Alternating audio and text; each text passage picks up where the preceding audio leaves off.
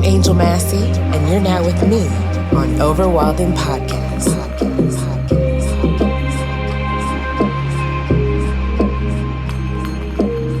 What's up, guys? It's been a long, and I mean a long, long time since we've been able to share this space and this time together. And believe me, it means the world to have a community like this, and I do not take it for granted.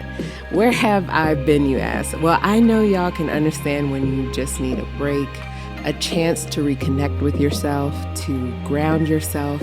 And being an empath, an intuitive person, and a very feeling person myself, I can always tune into what I need physically and mentally.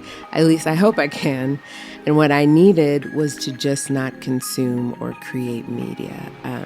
I got off of Instagram, Facebook, and yes, even this podcast to be more present with myself, the beautiful sunshine that is my husband and my son and our animals who bring us so much crazy energy every day. So I just needed a break and a reset.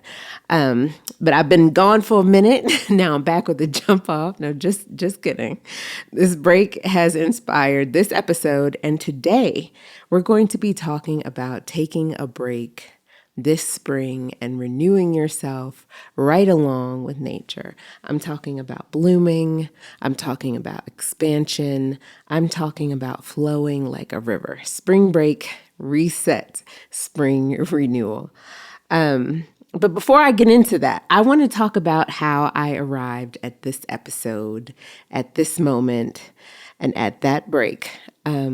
While I was away from you guys, a lot of celebrations happened, life-altering decisions were made, futures were prophesized, and I'm not being dramatic. I know it sounds real Lord of the Rings, Game of Thrones-ish, but I'll get into all of that.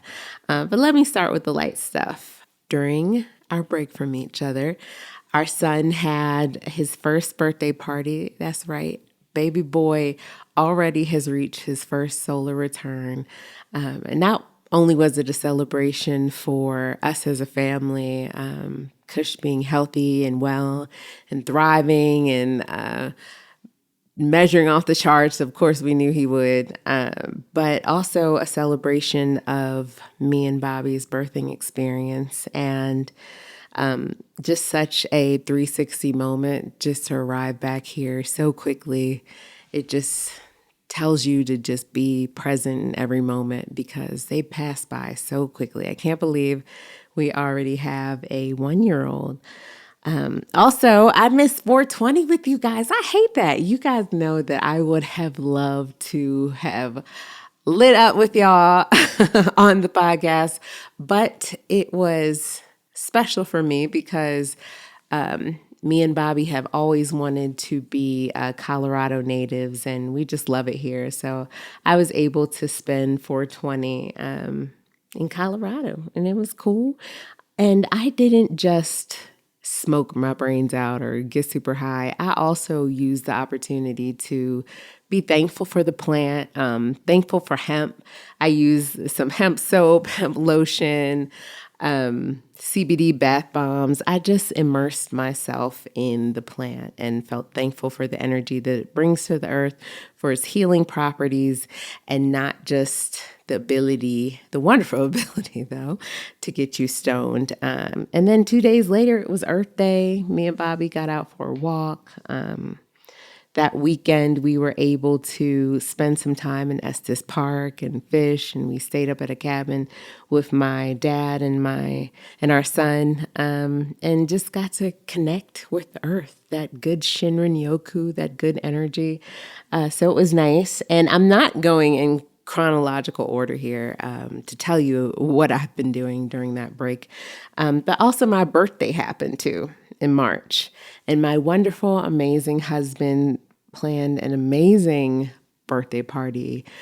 He rented out a dispensary, wonderful drinks, nice goodie bags, just dope vibes. It was so nice to reconnect with my family and friends in Maryland and to celebrate with them and to introduce them to the most important person in my life because, me and Bobby have not been able to really be in Maryland because we've been in Illinois and Colorado. But it was nice. I felt nostalgic for Maryland because, I'm a Maryland girl. I love being by the water. I love the seafood there. I love the people there. But also by the time the trip was almost over, I was ready to get back to Colorado. It's something about Bobby and I creating a legacy here and raising Kush in the natural way, hunting and fishing and living off the land and the energy from the mountains and just living this life with them that makes me know that Colorado is, for now at least, our home. But speaking of my birthday, one of my best friends, shout out to Kristen, got me a great present. I got a bunch of great presents for my girls. Perfumes, candles, they know me very well. My girl Hannah got me a yoga and Reiki session here in Colorado. It was so thoughtful. But Kristen got me a session with an intuitive guide and an energy healer. Now, here's where it gets deep or weird, depending on how you feel about these things. And I've always prefaced talking about these things with the fact that I respect and honor all religions and creeds and beliefs, and mine personally is Christian, and I hope that you can respect that. But I also do believe in energies because I believe that the Lord and God and the universe, whoever you believe in, created all those things. So I will preface it by saying that.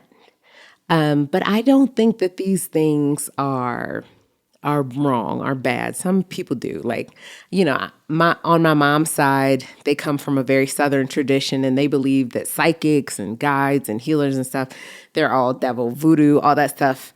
That's what they think that stuff is centered in. But I'm like, I think that it maybe comes from, maybe it's okay to say that, I don't know. But either way, I believe. So the intuitive guide, I'm going to tell you all about what she told me. What I had to do was ahead of time, I sent her my birthday, where I was born, the time I was born, and she created this chart for me, and she deciphered it, and she read it to me. And I'm not going to tell you everything that she said because that would take a long time. And let me also preface this by saying that she is an amazing woman, and hopefully she will come on here one day and read someone's stuff live. That would be really cool. But her name is Meta Orier. She was just very calm, knowledgeable, and very in touch with the spirit guides. And here's what she said about me. About your girl. I have this piece of paper. These are the exact notes I wrote down when we spoke. Let me say this. So she said that our bodies are layered, and they're layered in 3. And she used the nesting dolls as an example. She said there is the body, the physical body, and then there's the aura or the energy. And then outside of that, we have shields. And these shields protect us from receiving bad energies and vibrations to us. She said we're born with up to 6 of them. But here's where it gets different. Have an open mind. She said that 4 lifetimes ago, I had 10 siblings, and one of the siblings was a brother who decided that he wanted to desert whatever war was happening. And I guess that would be 4 lifetimes ago, the Civil War. I'm not sure. This is sounding, whoa, but just go with me here. I had a brother who decided to desert. And, back then that was a crime, and it is now too, but you got shunned from society because it wasn't the honorable thing to do. And, the brothers, I guess he was responsible financially for the family, but when he deserted, he ran away and he made me, 4 lifetimes ago, take an oath that I would take care of everyone. And of course, back then, I would have been hampered and restricted by being a woman as far as how far I could take the role of caretaker for, I guess, the rest of my brothers and sisters. And we all ended up dying. This is what she told me. And so, because of that, I dropped my shields for whatever reason. That was the cause. And in this lifetime, I was born with 2. And so she replaced 4 of my shields. And the reason why she said that I feel all energies and people's problems and I'm so empathetic is because I had so little shields, right? You can have up to 6. I was born with 2. And she said she replaced all of them. So this is only a part of what she told me. She said that the population vibrates at numbers between 0 and I think up to 800. And that most of the population vibrates under 400. She said that it's important that I continue to vibrate high because I'm a person who naturally has a high vibrating number. And beyond all of the things that make you say, or make you ask about the realness or the grounded in realityness of it all, I got a lot from it. And I'm not telling you if I believe that part or if I don't believe that part. I'll leave that up to you to, I guess, look it up. Look up auric energy fields and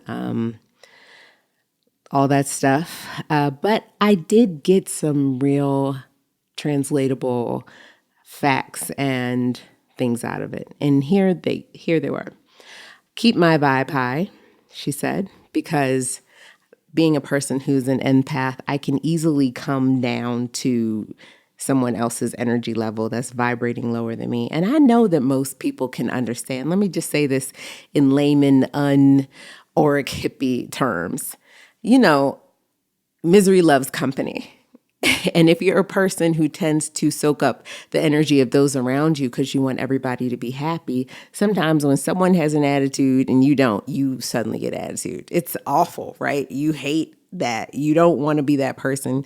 You don't want to feel mad because other people do. And you see some of your family and friends just ignoring when other people have an attitude and you just can't. You just got to know what's wrong. You got to fix it or you're going to be upset too. Well, she said that I have to keep that type of energy from affecting my own. And it's a journey, and she's right. And even before she said that, I have tried and not be as much of an empath and really just protect my sense of inner peace. So she said, let it be, and I'll let that be. She said literally, quote, don't take on the energy of those that are vibrating lower than me. And then she said, in the coming weeks, I'll experience a shift and a breakthrough. And that made me feel good because generally those shifts and breakthroughs are positive, growthful, expanding things. And because of the last part, I considered it a sign that I should really go inward and brush up on self-work. And that's where the long and convoluted explanation is, reset and renew. And we arrived together at this episode.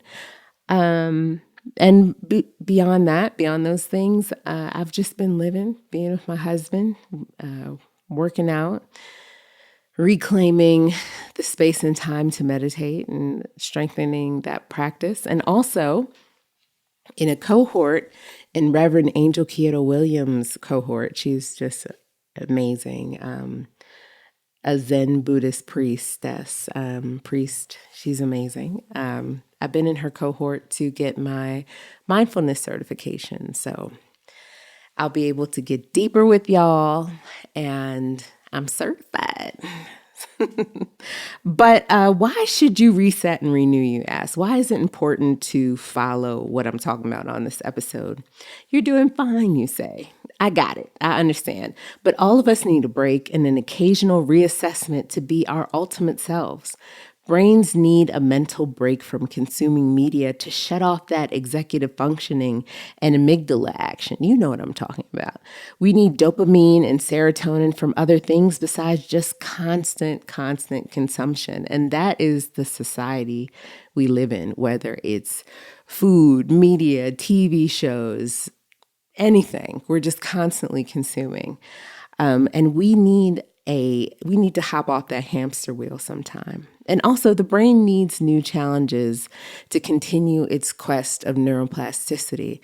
And what about the TV challenges you? I mean, some shows they do. I mean, documentaries, scientific shows, things that bring awareness to other parts in the world. I'm not saying that. I'm a journalist myself. I'm not saying there is no value, but there's also value to reading actual physical, tangible books.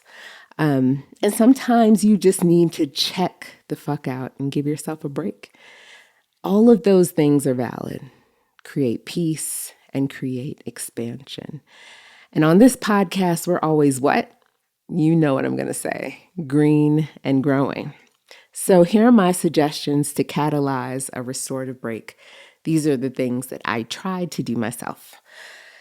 One, or the first, is cut out white noise. Whether that's somebody talking all that yang yang in your ear and you don't want to hear it, just don't engage.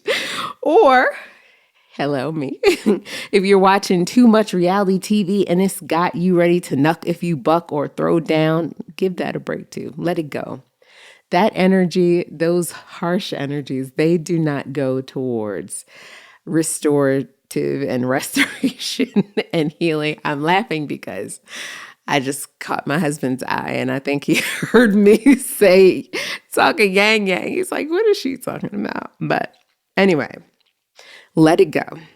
It doesn't serve you or your energy right now. Improve your sleep hygiene. And I talk about that a lot on this podcast. Shutting down the phone, turning off the blue light, anything that you can do to decrease that blue light that gets your brain going. Do that and maybe meditate before you go to sleep. Do a body scan. Listen to some calming music, some delta wave type music to help you titrate down from your day. Don't be falling asleep on your phone in the bed. And I have to confess, because that tends to be my mommy time, I've been doing that a lot more lately. But I've been trying to just literally put down my phone and let myself fall asleep. And usually I just knock into sleep these days instead of falling. But improve your sleep hygiene. The next thing is take a break from social media. You know, I'm a big proponent of this. Whenever I'm feeling super anxious, scrolling and reading heads and decks and reading tweets and seeing pictures of all the things and all the ways that people can edit their life, it just does not make you feel good. You feel tuned up, you feel anxious, you're consuming too much, or even if it's that you are constantly posting pictures and searching for those chemicals, those feel-good chemicals from getting those likes. Like, cut that shit out just for a little while and give yourself a break. And give yourself a break from the news. Sometimes confirmation bias from the news or seeing images of violence or just generally consuming too much can tune you up in a way where you are already at a high level of stress when you do encounter a stressor. So the way that you respond to it might not be in the best manner, or you might not be at your best self to respond in a way that is peaceful for your being. So just take a break from social media and the news. And also cut out the habits that no longer serve you. Whether that's eating before bed, you know, that makes your stomach feel messed up, gut and brain connection. Whether that's watching, I don't know, too much TV before you go to sleep. You hear me talking about sleep hygiene again. I don't know. It's any habit that no longer serves you. You know what that is for yourself. And if you don't, take this as an opportunity, as a journal prompt, to write, what habits can I cut out of my life that are just white noise? And that might be my next tip for a restorative break, and that's take a caffeine break. Caffeine tends to pique anxiety in a lot of us, and some people it doesn't. Some people need it because they aren't getting any sleep at night. But take a caffeine break and see how your body compensates with its own natural high. And lastly, reassess boundaries. If you feel like your boundaries are becoming too loose, if you feel as though people are getting in and giving you advice that's unsolicited, just check your boundaries and just create some more so that you have a more secure and peaceful bubble for yourself. And of course, that leads into tips to jumpstart a renewal. So now we have reset, we have destroyed to build, and now we can renew. Create a plan and set SMART goals. And SMART goals are small, measurable, attainable or achievable, realistic, time-bound goals. So you want to lose 50 pounds of post-baby weight. Then don't say, I want to lose 50 pounds. Say, okay, I want to lose 10 pounds and then I'll lose 20, then I'll lose 30, and so on and so on. Or you want to begin a meditation practice. You don't need to start off with an hour a day. Start off with 10 minutes a day and work on up. That is small, that is achievable. And sometimes when you start with these big, fat, juicy goals, they can seem insurmountable. But small steps lead to big steps on this journey that we call life. Next, establish a self-care routine, whether that's taking a bubble bath, whether that's journaling before bed, whether that's going fishing, whether that's going for a mindful hike, meditating, whatever it is. Make sure that you establish a routine and you let the people around you that you're responsible for know, hey, Thursday at 3:00, I am going to go fishing, or I am going to be meditating. I love you. I need this for my peace of mind. And hold yourself accountable to that self-care. The next is reorganize your home and space. Often our space outside is reflective of what's happening inside. And sometimes it isn't, but sometimes it is. And sometimes it works in reverse. You clean up, you feel more organized, you feel like you want to get shit done, you feel like you want to go to bed on time. Like, I'm that person right now. I am borrowing that type A personality right now. So just reorganize your space. Or you can feng shui your space. Do whatever brings you joy. Next, meditate. And when I say meditate, I don't always mean you have to sit there on your cushion with your hands in the correct position, with your back straight. Sometimes you can go outside and other things can be acts of mindfulness and meditation, like taking a walk and noticing the trees, noticing the leaves, noticing the wind, the smells, the sounds. That is also meditation. It's just allowing your brain to create that sense of space and expansion without having to run through all the other thoughts of what you have to do and what's going on in the world. So meditate. The last but not least, shout out to Janet Kondo, is trash or donate anything that does not spark joy. And with that, I'll lead you in today's meditation.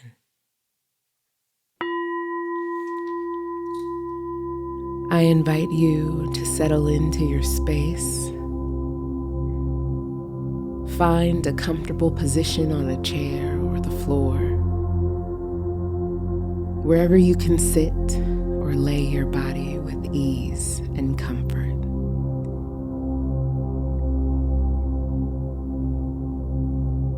Allow your mind to settle into this time. into this space,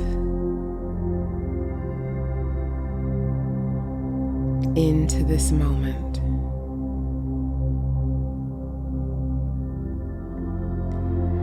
Allow your shoulders to fall away from your ears.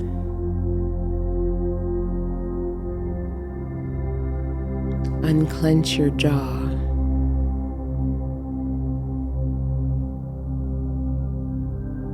Unfurrow your brows and the wrinkles in your forehead.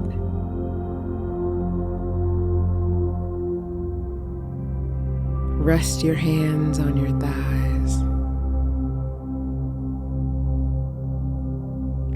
And when you're ready, close your eyes or soften your gaze.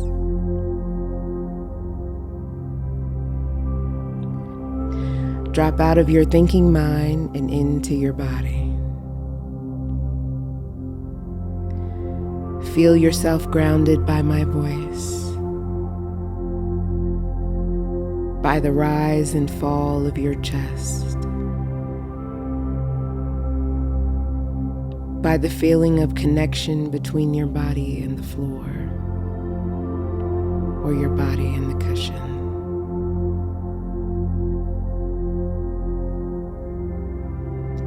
If you find your mind wandering, bring your attention to the rise and fall of your chest, to the breath. It's always there to remind you that you're alive, and that in this moment, there's more right than there is wrong.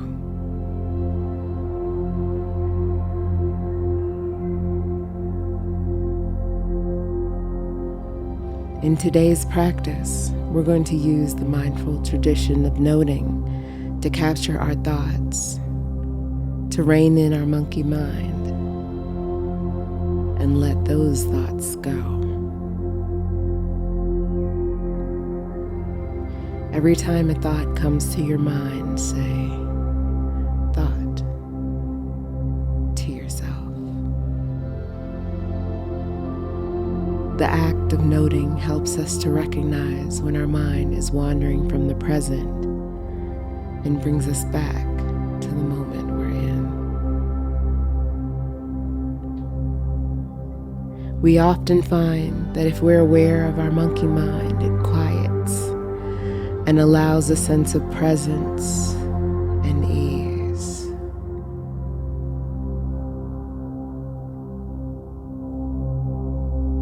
Every time a thought comes to your mind, say, "Thought," to yourself.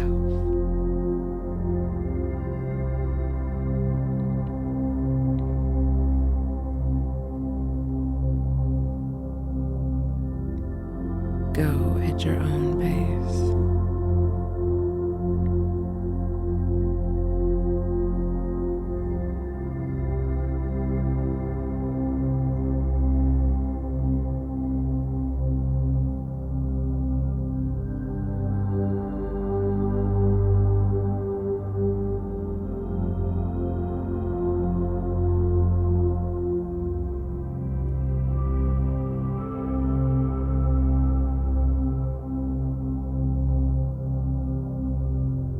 Note, then allow those thoughts to pass by like clouds in the sky.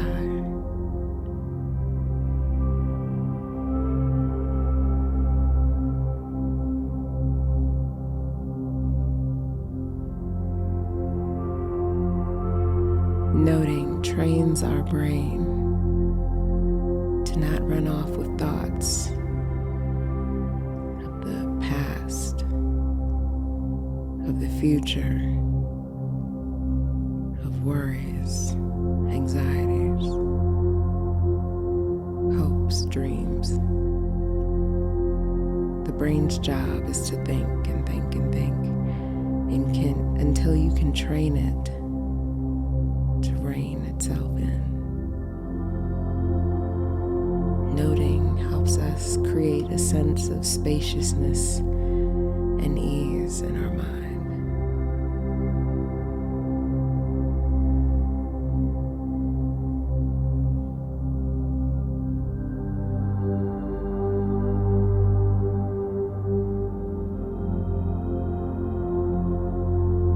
You are safe here.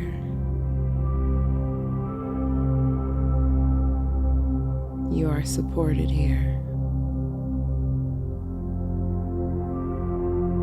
You are grounded here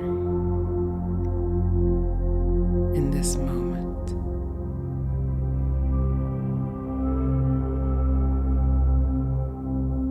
Let go of the practice of noting.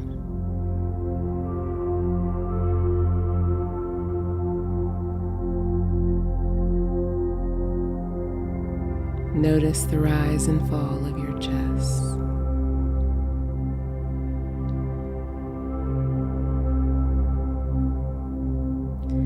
Notice your breath in and out.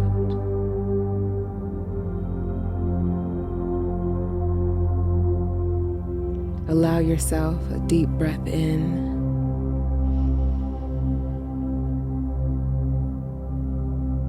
and out.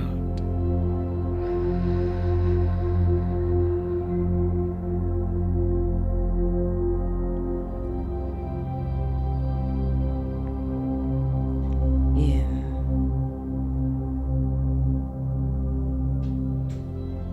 and out.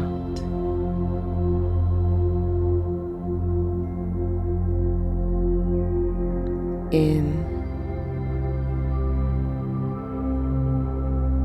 and out.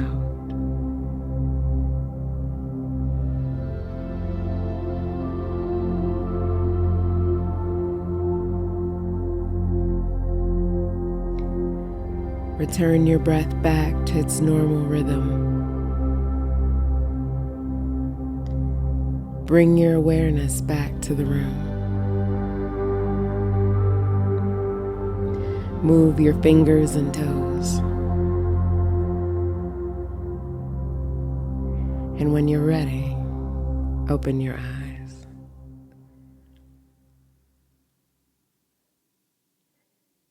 I want to tell you something, Bobby Massey. I may never do another meditation with you in the room ever again. Ever. Anyway, I still got a lot of nice restorative peace and spaciousness from that meditation, and I hope you did too. Before we wrap this episode up, I want to drop some long awaited gems. First, resetting and renewing isn't about changing yourself. It's about clearing away the white noise to reveal yourself and be present with what is and who you are in this moment right now, and creating love and compassion around that being. And last, I don't have a bunch like I normally do, just two.